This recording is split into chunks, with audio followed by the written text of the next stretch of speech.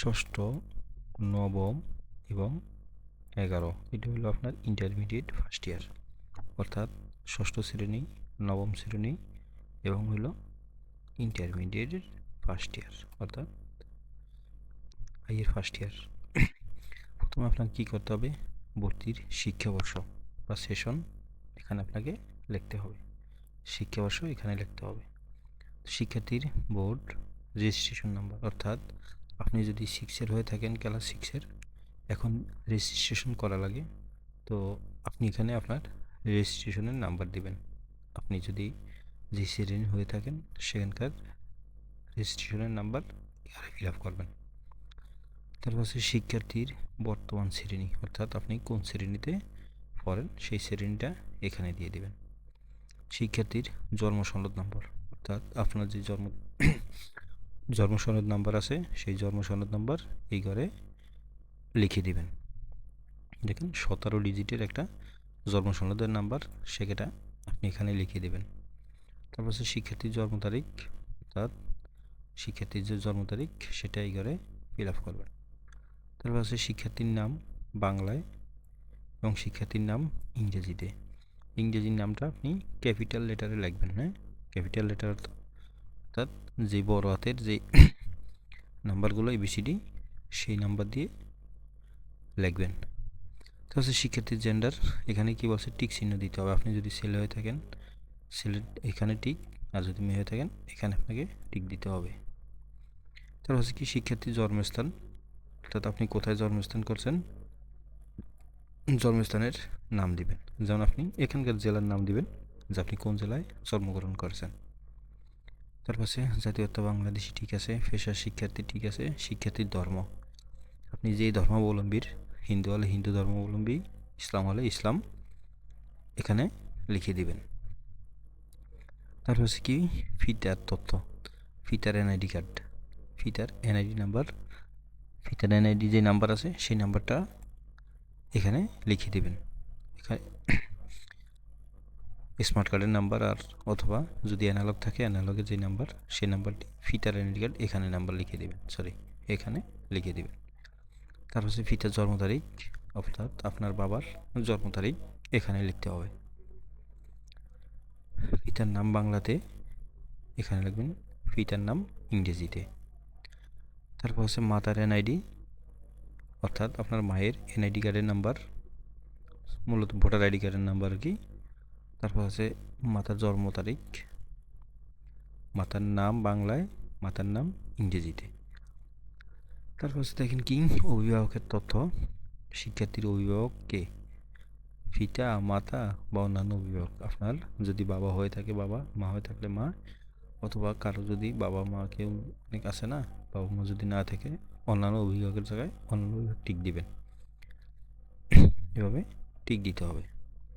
কি বলছে দেখেন, অন্যান্য অভিভাবক বলতে কেবলমাত্র পিতা মাতার মৃত্যুজনিত কারণে, অর্থাৎ বাবা মা যদি না থাকে তাহলে অন্য কেউ হতে হবে। তারপর আছে এখানে আপনার অভিভাবকের স্বাক্ষর নিতে হবে।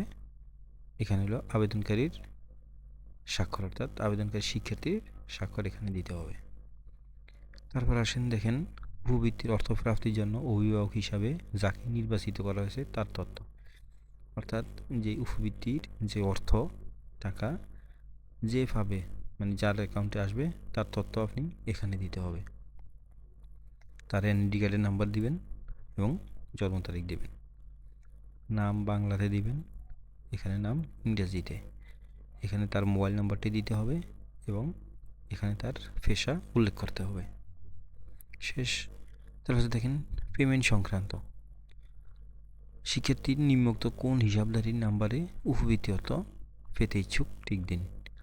আপনি পিতার নামীয় হিসাব, নাকি মাতার নামীয় হিসাব, নাকি নামে স্কুল ব্যাংকিং হিসাব, অর্থাৎ স্কুল ব্যাংকিং হিসাব বা মাতার বা মা বাবার আপনি যেটাতে আনতে চান সেখানে আপনি টিক দিবেন।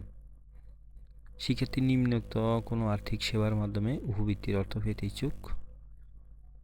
আপনি যদি এজেন্ট ব্যাংকিংয়ে আসতে চান বা মোবাইল ব্যাংকিংয়ে আনতে চান সেখানে আপনাকে টিক দিতে হবে।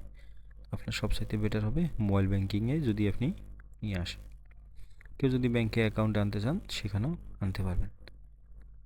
যদি আপনি ব্যাংকে আনতে চান তাহলে এখানে আপনাকে ব্যাংকের নাম দিতে হবে, শাখার নাম দিতে হবে, অ্যাকাউন্টধারীর নাম দিতে হবে এবং অ্যাকাউন্টধারীর হিসাব নাম্বার অর্থাৎ অ্যাকাউন্ট নাম্বার এখানে আপনাকে দিতে হবে। অথবা আপনি যে কোনো একটি মাধ্যমে আনতে হবে। যদি আপনি এজেন্ট ব্যাংকিংয়ে নিতে চান, এজেন্ট ব্যাংকিংয়ের নাম, শাখার নাম, অ্যাকাউন্টধারীর নাম,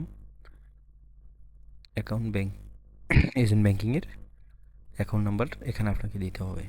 অথবা আপনি যদি মোবাইল ব্যাংকিংয়ে আনতে চান, সবচাইতে সুন্দর পন্থা, মোবাইল ব্যাংকিং যদি আপনি আনতে চান, মোবাইল ব্যাংকিংয়ের নাম, মোবাইল ব্যাংকিং, অ্যাকাউন্ট নাম্বার এবং অ্যাকাউন্টধারীর নাম।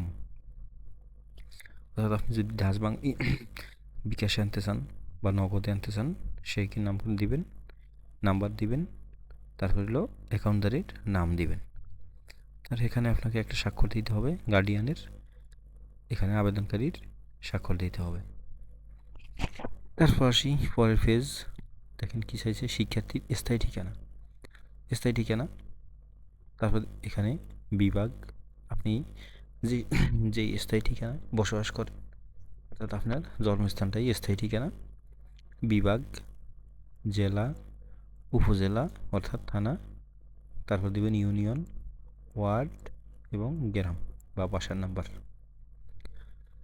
এটি হলো আপনার স্থায়ী ঠিকানা। তারপর আছে শিক্ষার্থীর বর্তমান ঠিকানা। শিক্ষার্থীর বর্তমান ঠিকানা, বিভাগ, জেলা, উপজেলা, ইউনিয়ন, ওয়ার্ড, গ্রাম বা বাসা নম্বর। তাহলে স্থায়ী এবং বর্তমান দুইটাই শেষ। আছে শিক্ষার্থীর বর্তমান শিক্ষাগত তথ্য। বর্তমান শিক্ষাগত তথ্য, বিভাগ, কোন বিভাগে আছেন, জেলার নাম, উপজেলা, বর্তমান শিক্ষা প্রতিষ্ঠানের নাম অর্থাৎ আপনি যে স্কুলে অথবা যে কলেজে আপনি পড়াশোনা করেন সেই কলেজের বা স্কুলের নাম আপনি এখানে উল্লেখ করতে হবে। তারপর হচ্ছে গ্রুপ, এটা হলো শুধুমাত্র যারা 11-এ আছেন, 11 বলতে ইন্টারমিডিয়েট ফার্স্ট ইয়ার অর্থাৎ এইচএসসি প্রথম বর্ষ, তারা আপনি এখানে গ্রুপটা দিতে হবে, বিজ্ঞান, মানবিক অথবা ব্যবসা শিক্ষা যেটা হন আপনি সেখানে এটা লিখে দিবেন। তারপর আছে দেখেন শাখা, তারপর আছে শ্রেণী রোল। যদি শাখা হয়ে থাকে, শাখা থাকে আপনার প্রতিষ্ঠানে তাহলে শাখা দিবেন, অথবা আপনার শ্রেণী এটা দিতে হতে হবে এবং শ্রেণী রোল আপনাকে উল্লেখ করতে হবে। এবার দেখেন আবেদনকারীর গুরুত্বপূর্ণ যে জিনিসগুলো আমরা এখন একটু জানব। আবেদনকারীর পরিবারের আর্থিক অবস্থা সংক্রান্ত তথ্য। আবেদনকারীর পড়ালেখার খরচ কে বহন করে, তাহলে পিতার উপর টিক দিবেন, বা মাতা হলে মাতার উপর টিক দিবেন। আবেদনকারী পিতা মাতা কি জীবিত নাকি মৃত বা দুজনেই জীবিত, যাই হয় সেটাতে দুজনেই জীবিত বা যেটা আপনি সেটাতে টিক দিবেন। 3 নম্বরে আছে আবেদনকারীর পিতার শিক্ষাগত যোগ্যতা, অর্থাৎ আপনার আবেদনকারীর বাবা, শিক্ষার্থীর বাবার শিক্ষাগত যোগ্যতা, যদি ইন্টারমিডিয়েট পাস হয়, স্নাতক হয়, যেটার উপরে আপনি সেটা টিক দিবেন। তারপর আছে কি 4 নম্বরে আবেদনকারীর মাতার শিক্ষাগত যোগ্যতা, অর্থাৎ মা কোন পর্যন্ত পড়াশোনা করছে তার উপর টিক দিবেন। তারপর আছে দেখেন আবেদনকারীর কতজন ভাই বোন শিক্ষা প্রতিষ্ঠানে অধ্যয়নরত, অর্থাৎ আপনি যে প্রতিষ্ঠানে পড়াশোনা করেন ওই প্রতিষ্ঠানে আপনার আরও কতজন ভাই অথবা বোন চাকরি করে কিনা, পড়াশোনা করে কিনা সেটা আপনাকে টিক দিতে হবে। 6 নম্বরে আবেদনকারী কি অন্য কোনো উৎস থেকে উপবৃত্তি শিক্ষা ভাতা পান, হ্যাঁ হলে হ্যাঁ দিবেন, না হলে না দিবেন। আবেদনকারী কোনো শারীরিক প্রতিবন্ধকতা আছে কিনা বা কার্ড আছে, যদি আপনার শারীরিক কোনো সমস্যা থাকে তাহলে আপনি হ্যাঁ দিবেন, তবে হ্যাঁ দিলে আপনাকে প্রমাণপত্র দিতে হবে। আবেদনকারী শিক্ষা কি জন্মগত দীর্ঘমেয়াদী কোনো রোগ ভুগছেন কিনা, হ্যাঁ হলে হ্যাঁ, না হলে না দিবেন। আবেদনকারী পিতামাতার অভিভাবকের কি কোনো শারীরিক প্রতিবন্ধকতা আছে, হ্যাঁ না টিক দিবেন। আবেদনকারী পিতামাতার অভিভাবক শিক্ষাগত দীর্ঘমেয়াদী কোনো রোগে ভুগছেন, না হলে না দিবেন। তারপর হলো কি, এখানে আপনার অভিভাবকের স্বাক্ষর, এখানে শিক্ষার্থীর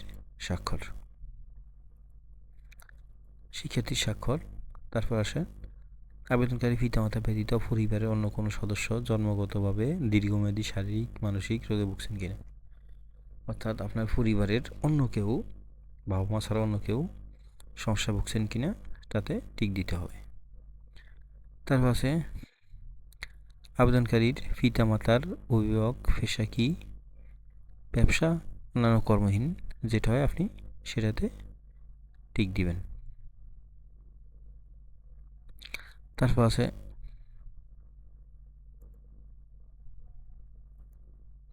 দেখেন, তারপর আছে আমাদের আবেদনকারী পিতামাতার অভিভাবকের আয়ের উৎস, গ্রামে হলে গ্রামে, শহরে হলে শহরে। যদি বিদেশে কর্মরত থাকে হ্যাঁ বা না দিবেন। তারপর আছে আবেদনকারী পরিবারের বার্ষিক আয়ের পরিমাণ। বার্ষিক আয়ের পরিমাণটা সবসময় আপনারা 1,00,000 টাকার নিম্নে রাখবেন, 1,00,000 টাকার নিম্নে রাখবেন। তারপর আছে দেখেন আবেদনকারী পরিবারের উপার্জন সদস্যের সংখ্যা, আপনি যতজন সদস্য দিয়ে দিবেন, আবেদনকারী সদস্যের সংখ্যা দিয়ে সদস্য সংখ্যা কতজন এটা বলছে কি পরিবারের উপার্জন সদস্যের সংখ্যা, অর্থাৎ কতজন উপার্জন করে সেই উপার্জন সদস্যের সংখ্যা। এটাতে আছে আপনার 17 নম্বরে আবেদনকারী পরিবারের সদস্য সংখ্যা। আবেদনকারী কোনো এলাকার শিক্ষা প্রতিষ্ঠানে অধ্যয়নরত থাকলে, আবেদনকারী কোনো এলাকার শিক্ষা প্রতিষ্ঠানে অধ্যয়নরত থাকলে টিক দিবেন। অধ্যয়নরত কোথায় পড়েন আপনি, উপকূলীয়, হাওর, গ্রাম, ওটাতে আপনি টিক দিবেন। আবেদনকারী বাংলাদেশের ক্ষুদ্র নৃগোষ্ঠী পরিবেশ সদস্য কিনা, অর্থাৎ ক্ষুদ্র নৃগোষ্ঠী বলতে বুঝাচ্ছে যারা এই যে চাকমা, মারমা, হ্যাঁ, তাদেরকে ক্ষুদ্র নৃগোষ্ঠী বুঝাচ্ছে। তারপর আবেদনকারী বসত ঘরে কয়টি কক্ষ আছে টিক দিবেন। আবেদনকারী বসত ঘরে কী ধরনের, তারপর টয়লেট কী ধরনের, এগুলোতে আপনারা টিক দিয়ে যাবেন। আবেদনকারী বসত ঘরে কোনো ধরনের ইলেকট্রনিক্স দ্রব্য ব্যবহার করে, হ্যাঁ হলে হ্যাঁ, না হলে না দিবেন। আবেদনকারী পরিবারের খাবার পানির উৎস, এখানে আপনি কি টিউবওয়েল দিবেন। আবেদনকারী পরিবারের বার্ষিক ব্যয় কত, তাহলে 1,00,000-এর নিম্নে দিবেন। আবেদনকারী পিতামাতার মোট জমির পরিমাণ, জমির পরিমাণ এখানে ভূমি আছে 1.5% আছে, এর বেশি দিবেন না, অথবা ভূমিহীনও দিতে পারেন, ভূমিহীনই দিয়ে দেওয়া বেটার হবে। আবেদনকারী পিতামাতার অভিভাবকে কি কোনো ক্ষুদ্র ঋণ আছে কিনা সেটা হ্যাঁ বা না দিবেন। আবেদনকারী পিতামাতার কোনো ধরনের কার্ড আছে, বিজিটি কার্ড, বিজিএফ কার্ড, অর্থাৎ যদি আপনি কোনো কার্ড থাকে তো আপনি সেখানে টিক দিবেন। যদি কার্ড থাকলে প্রমাণ দিতে হবে, ঠিক আছে, কার্ড থাকলে প্রমাণ দিতে হবে।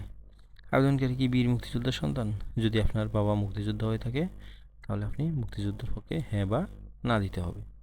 যদি হ্যাঁ দেন অবশ্যই আপনাকে প্রমাণ করতে হবে। তার পাশে দেখেন এখানে অভিভাবকের স্বাক্ষর, অভিভাবকের স্বাক্ষর, আবেদনকারী শিক্ষার্থীর স্বাক্ষর আগের মতো। তার পাশে কি এখানে শিক্ষা প্রতিষ্ঠানের নাম, শিক্ষা প্রতিষ্ঠানের নাম দিবেন, আপনার যে প্রতিষ্ঠানে অধ্যয়নরত সেখানের নাম এবং EIN নাম্বার, অর্থাৎ প্রত্যেকটা প্রতিষ্ঠানের একটি নাম্বার থাকে, সেই নাম্বারগুলো যেমন একটা 6 সংখ্যার একটা কোড থাকে, সেই নাম্বারগুলো আপনি এখানে বসিয়ে দেবেন। তারপর হচ্ছে শিক্ষা প্রতিষ্ঠান পর্যায়ে আবেদনপত্র যাচাই বাছাই কমিটির সুপারিশ ও স্বাক্ষর, তারা যারা যাচাই বাছাই করবে তারা এখানে টিক দিবে। এবার আসেন শিক্ষা প্রতিষ্ঠান প্রদান, আপনার সভাপতি বা শিক্ষা প্রতিষ্ঠান প্রদান এখানে আবেদনপত্র যাচাই করে স্বাক্ষর প্রদান করবেন। তারপর আছে সদস্য অভিভাবক বা শিক্ষক প্রতিনিধি, তারপর আছে সদস্য সচিব অর্থাৎ শ্রেণী অথবা শ্রেণী শিক্ষক আবেদনপত্রে যাচাই কমিটিতে এখানে শ্রেণী স্বাক্ষর দিবেন। দেওয়ার পর আপনাকে দেখেন উপবৃত্তি অর্থ প্রাপ্তির লক্ষ্যে নিম্ন বর্ণিত নির্দেশাবলী আবশ্যিকভাবে অনুসরণ করতে হবে, অবশ্যই আপনাকে অনুসরণ করতে হবে। জেনারেল ব্যাংকিংয়ের ক্ষেত্রে পিতামাতার মধ্যে যাকে অভিভাবক হিসেবে নির্বাচন করা হবে তার নামে অ্যাকাউন্ট খুলতে হবে, অ্যাকাউন্টদারির নাম হিসাবে অভিভাবকের নাম দিতে হবে। স্কুল ব্যাংকিং অ্যাকাউন্টের ক্ষেত্রে শিক্ষার্থীর নামে অ্যাকাউন্ট খুলতে হবে এবং অ্যাকাউন্টদারির নাম হিসাব শিক্ষার্থীর নিজের নাম দিতে হবে। দেখেন এখানে অ্যাকাউন্ট এর ক্ষেত্রে শিক্ষার্থীর নামে অ্যাকাউন্ট খুলতে হবে এবং অ্যাকাউন্টধারীর নাম হিসাবে শিক্ষার্থীর নিজের নাম দিতে হবে। দ্বিতীয়ত, পিতামাতা কেউ জীবিত না থাকলে অন্যান্য অভিভাবক হিসাবে আপন ভাই বোন, দাদা দাদি এইসবকে account online school banking account খুলতে হবে। 3 নম্বর আছে কি দেখেন এজেন্ট ব্যাংকিংয়ের ক্ষেত্রে শিক্ষার্থীর নামে অ্যাকাউন্ট খুললে অ্যাকাউন্টদারির নাম হিসাবে শিক্ষার্থীর নাম লিখতে হবে, অথবা পিতামাতার মধ্যে যাকে অভিভাবক হিসেবে নির্বাচন করা হবে তার নামে অ্যাকাউন্ট খুলতে হবে। সর্বশেষ মোবাইল ব্যাংকিং এর ক্ষেত্রে পিতামাতার মধ্যে যাকে অভিভাবক হিসেবে নির্বাচন করা হবে তার এনআইডি দিয়ে সংশ্লিষ্ট সিম রেজিস্ট্রেশন এবং অ্যাকাউন্ট খুলতে হবে। অ্যাকাউন্টদারির নাম হিসাবে পিতামাতার নাম লিখতে হবে। এটা একটা ইম্পর্ট্যান্ট, আপনি একটু ভালো মতো বোঝার চেষ্টা করেন। মোবাইল ব্যাংকিংয়ের ক্ষেত্রে পিতামাতার মধ্যে যাকে অভিভাবক হিসেবে নির্বাচন করা হবে, অর্থাৎ মোবাইল ব্যাংকিং যাকে টাকা আনবেন যাকে অভিভাবক হিসেবে নির্বাচন করবে তার এনআইডি দিয়ে সংশ্লিষ্ট সিম, অর্থাৎ আপনি যেই সিমে বা নগদ সিম অথবা বিকাশ সিম, যেই সিমের নাম্বারে টাকা নিয়ে আসবেন সেই সিমের রেজিস্ট্রেশনটি অবশ্যই পিতামাতার যাকে অভিভাবক হিসাবে নির্বাচন করবে তার এনআইডি দিয়ে রেজিস্ট্রেশন করা থাকতে হবে এবং অ্যাকাউন্ট খুলতে হবে, এবং অ্যাকাউন্টদারির নাম হিসাবে পিতামাতার নাম লিখতে হবে। তো আজ এই পর্যন্তই। পুরো ভিডিওটা তোমরা টেনে দেখবা বা আপনারা টেনে দেখবেন এবং কিভাবে তথ্যগুলো ফিল আপ করতে হয় পুরো ভিডিওর তথ্য আপনারা এখানে পেয়ে যাবেন। তারপর আপনি কলেজ কর্তৃপক্ষের মাধ্যমে এটা জমা দিবেন। তো কেউ যদি আমার চ্যানেলে নতুন হয়ে থাকেন চ্যানেলটি অবশ্যই সাবস্ক্রাইব করবেন।